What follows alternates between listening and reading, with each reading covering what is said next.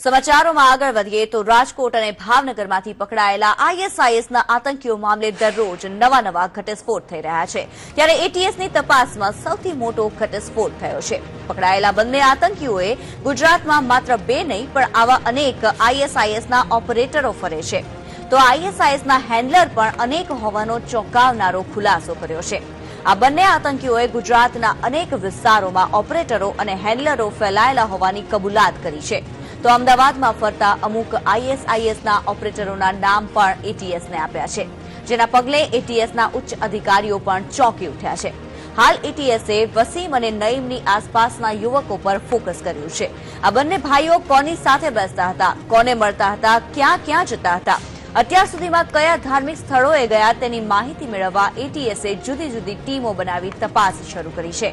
આ ઉપરાંત હાલમાં 3 હેન્ડલરો સામે આવ્યા છે પણ એટીએસને આતંકી વસીમ અને નઈમ સાથે સંપર્ક ધરાવનારા અનેક હેન્ડલરો હોવાનું સામે આવ્યું છે તો ચેટિંગ માટે પણ અલગ આઈડી હોવાની આશંકા છે। એટીએસની અત્યાર સુધીની તપાસમાં બંને આતંકીઓ પર ભાંગફોડનું ભૂત સવાર હતું અને મોટો અંજામ આપવાની તૈયારીમાં હોવાનું સામે આવ્યું છે। રાજકોટ અને ચોટીલાની ઘટનાના રિકન્સ્ટ્રક્શન બાદ એટીએસ આરોપીઓને અમદાવાદ લઈ આવી આખરી પૂછપરછ કરશે।